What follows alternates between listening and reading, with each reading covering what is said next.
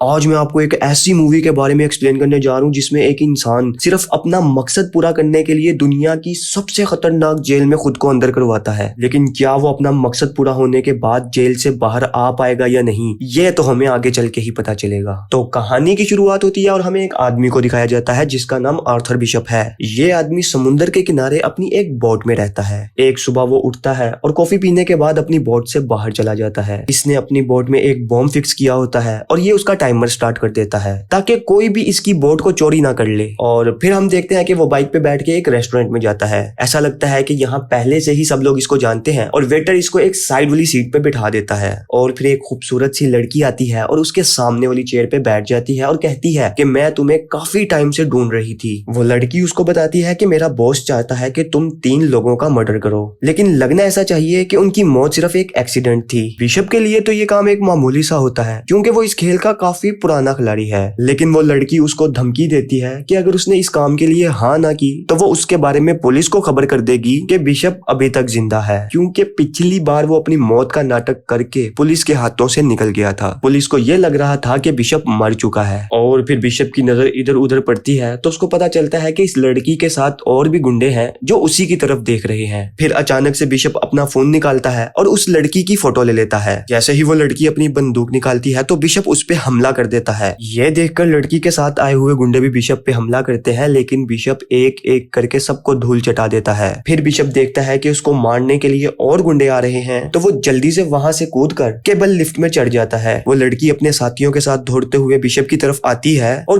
Car lift में घुस जाती है और वो बिशप को अंदर ढूंढने लगती है, लेकिन बिशप तो छत पर होता है। वो लड़की जैसे ही फायर करने लगती है तो बिशप वहां से कूद जाता है और एक पैराशूट पे जा गिरता है और वहां से एस्केप हो जाता है। फिर उसी रात वो देखता है कि 2 लोग उसकी बोट की तलाशी ले रहे हैं। टाइम जाया किए बगैर वो अपनी पॉकेट से फोन निकालता है और उस बोर्ड में लगे बॉम्ब को ब्लास्ट कर देता है। उसके बाद वो एक जगह पर जाता है जहां बहुत सारे कंटेनर्स होते हैं। वहां से वो एक टैची निकालता है और उसमें मौजूद अपना पासपोर्ट और कीमती सामान को जला देता है। फिर बिशप वहां से थाईलैंड के एक आइलैंड पे जाता है जहां वो एक लड़की से मिलता है और ये दोनों पहले से ही एक दूसरे को जानते होते हैं। इस लड़की का अपना एक जाती होटल होता है। फिर ये दोनों उसके होटल के एक रूम में जाते हैं और बिशप खुफिया जगह से एक बॉक्स निकालता है। उस बॉक्स में बहुत सारे फोन्स, पासपोर्ट्स और बहुत सारे गैजेट्स होते हैं। फिर वो उन गैजेट्स का इस्तेमाल करके उस लड़की की तस्वीर की मदद से उसके बारे में इंफॉर्मेशन ढूंढता है और वहां उसको पता चलता है कि ये लड़की एक क्रेन नाम के आदमी के लिए काम करती है। फिर एक जीना नाम की लड़की आती है और होटल की मालकिन से कुछ दवाइयां मांगती है। वहां वो मालकिन देखती है कि उस लड़की के बाजू पे बहुत सारे निशान हैं, जैसे किसी ने उसको बहुत सारा पीटा हो।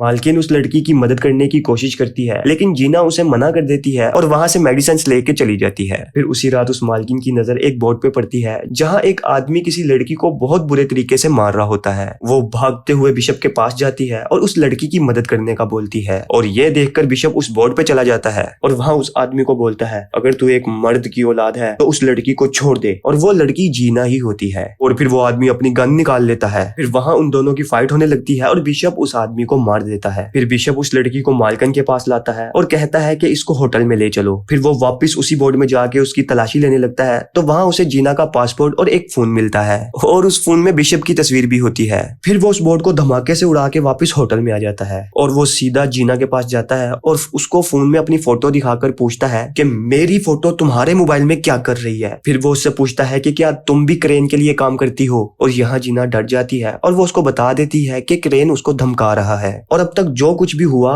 वो सारा क्रेन का ही रचाया हुआ खेल था ताकि जीना बिशप से मिल सके। जीना उसे बताती है कि मेरा मिशन सिर्फ इतना है कि मुझे तुमसे मिलना है और एक नंबर पे कॉल करनी है और मेरा मिशन खत्म। फिर वो उसके बारे में मजीद इंफॉर्मेशन निकालता है तो उसे पता चलता है कि जीना अनाथ बच्चों को पालती है और क्रेन ने जीना को धमकी दी होती है कि अगर उसने उसका काम ना किया तो वो उसके सारे बच्चों को मार देगा। फिर अगले सीन में हम देखते हैं कि एक बोर्ड उसी आइलैंड की तरफ आ रही होती है जहाँ बिशप होता है और उस बोर्ड में कुछ आदमी हैं जो उसी आइलैंड पे नजर रखे हुए हैं। फिर बिशप जीना का हाथ पकड़ के कहता है कि देखो, तुम्हें मेरे साथ दोस्ती बढ़ाने का नाटक करना होगा ताकि क्रेन के आदमियों को कोई शक ना हो। कोई और रास्ता ना होने की वजह से उन दोनों को ये सब करना पड़ता है। फिर बिशप मौके का फायदा उठा के उसे कहता है कि उसे बहुत खुशी हुई कि तुम अनाथ बच्चों को पालती हो, क्योंकि बिशप खुद भी अनाथ होता है। और वो उसको ये भी बताता है कि बचपन में उसे और क्रेन को एक गैंगस्टर ने खरीद लिया था। बिशप तो उस गैंगस्टर से अपनी जान बचाने में कामयाब हो गया था, लेकिन क्रेन वहीं फंस गया था और उन्होंने क्रेन को गुनहगार समझ के उसे सजा दे दी। इसलिए क्रेन बिशप से नफरत करता है। फिर बिशप जीना को क्रेन से बचाने के लिए एक प्लान बनाता है पर उसको अपनी वॉच देता देता है। और फिर अगले दिन क्रेन के आदमी जीना को किडनैप कर लेते हैं। फिर बिशप क्रेन को कॉल करता है और बोलता है कि अगर तुम मर्द का बच्चा है तो मेरे सामने आके मुझसे बात कर। और क्रेन उसकी बात मान लेता है। फिर वो एक जगह पर मिलते हैं। फिर बिशप क्रेन को बोलता है कि अबे ओए, उस लड़की को छोड़ दे, वो एक शरीफ लड़की है, उसको इस मामले में मत घसीट। फिर क्रेन कहता है कि उसे तो मैं छोड़ दूंगा, लेकिन उसके बदले में तुझे 3 लोगों का मर्डर करना पड़ेगा। और उन तीनों में जो पहला बंदा होता है वो अफ्रीका की सबसे खतरनाक जेल में कैद होता है। फिर क्रेन बिशप को एक जीपीएस ट्रैकर देता है और उससे अपने अंदर निगलने का बोलता है ताकि काम पूरा होने पर क्रेन के आदमी बिशप तक पहुंच जाएं। फिर बिशप जीना के जिंदा रहने की गारंटी मांगता है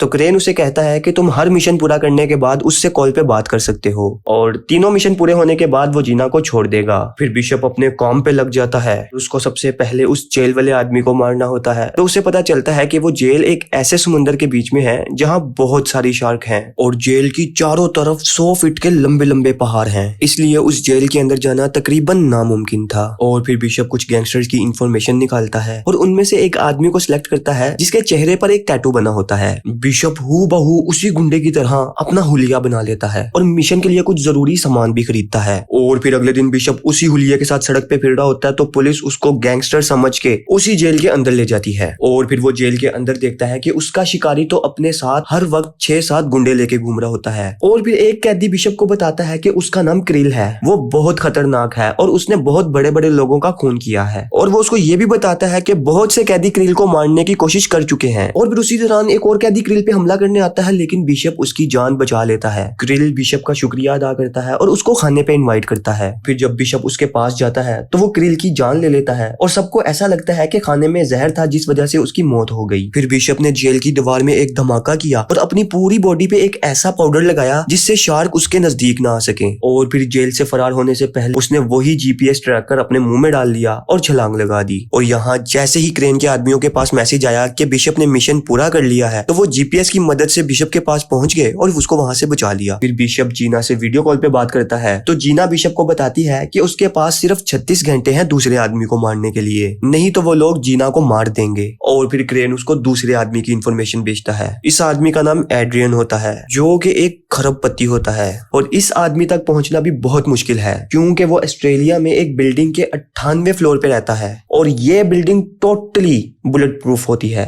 और इस बिल्डिंग के हर तरफ फिंगरप्रिंट सेंसर्स और कैमरास लगे होते हैं। फिर बिशप इस बिल्डिंग के नीचे वाले फ्लोर में एक जगह खरीदने जाता है और वो उस दौरान उस घर की चाबी और बिल्डिंग के नक्शे की हूबहू स्केच बना लेता है। फिर वो ग्लास क्रैक करने वाले बॉम्ब तैयार करता है और एक सफाई करने वाले का हुलिया बना के उस घर में चला जाता है। और फिर वो उस घर की विंडो से निकल के एड्रियन के स्विमिंग पूल तक पहुंच जाता है और वहां वही ग्लास तोड़ने वाले बॉम्ब्स लगा देता है। फिर जैसे ही एड्रियन स्विमिंग पूल में नहाने आता है तो बिशप उन बॉम्ब्स को ब्लास्ट कर देता है जिस वजह से एड्रियन सीधा नीचे गिरता है और 98 फ्लोर्स नीचे गिरने की वजह से एड्रियन की मौत हो जाती है। वो फिर से जीना से वीडियो कॉल पे बात करता है, लेकिन इस दफा जीना चालाकी से बिस्टन को उस बोट का नंबर बता देती है जिसमें वो कैद होती है। फिर बिशप हेलीकॉप्टर लेके उस बोट की तरफ जाता है जिसमें जीना कैद है और बहुत से गुंडों को मार देता है, लेकिन कुछ देर बाद ही वो पकड़ा जाता है। फिर क्रेन आता है और उसको आखिरी वार्निंग देता है कि इस बार तो मैं तुझे माफ कर रहा हूँ, लेकिन अगर दोबारा ऐसा हुआ तो मैं सोचे समझे बगैर जीना की जान ले लूंगा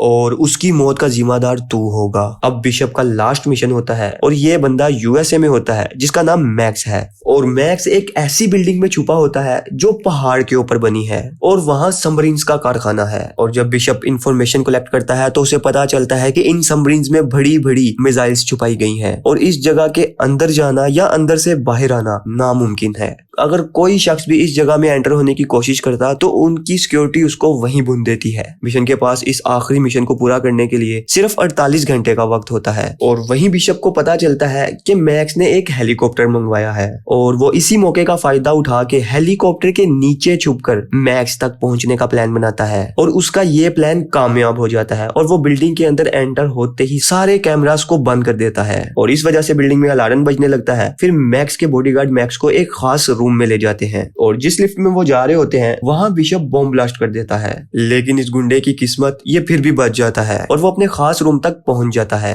लेकिन वो जैसे ही अंदर एंटर होता है तो बिशप वहां पहले ही बैठा होता है। अब वो मैक्स के साथ मिल जाता है और मैक्स को मारने का नाटक करता है ताकि क्रेन को कंफ्यूज किया जा सके। बिशप का प्लान था कि जब क्रेन के आदमी मैक्स की लाश ढूंढने आएंगे तो उस वक्त क्रेन बोर्ड में अकेला होगा और हम उसी मौके का चौका उठाएंगे। फिर ये इस प्लान को जारी करते हैं और मैक्स की मौत का नाटक करते हैं। और जैसे ही वहां धमाका होता है तो बिशप मैक्स को बचा के एक आइलैंड पे ले आता है। फिर बिशप क्रेन को कॉल करता है और कहता है कि मिशन पूरा हुआ, अब जीना को छोड़ दे। लेकिन क्रेन कहता है कि पहले मैं मैक्स की लाश देखूंगा। बिशप कहता है कि उसकी डेड बॉडी सबमरीन में पड़ी है और फिर क्रेन अपने आदमियों को मैक्स की लाश ढूंढने सबमरीन भेज देता है। और यहाँ बिशप ने भी बॉम्ब्स लगा के अपनी तैयारी पूरी की होती है। और जैसे ही क्रेन के आदमी पहुंचते हैं तो बिशप उनको गोलियों से उड़ा देता है। लेकिन यहाँ क्रेन ये सब अपने कैमरा से देख लेता है और मौके का फायदा उठा के बिशप क्रेन की बोट पे जाता है और बचे कुचे बॉडीगार्ड्स को गोलियों से उड़ा देता है। और इसी लड़ाई में जीना को भी गोली लग जाती है। यहाँ क्रेन बोर्ड में लगे सभी बॉम्ब्स को एक्टिवेट कर देता है।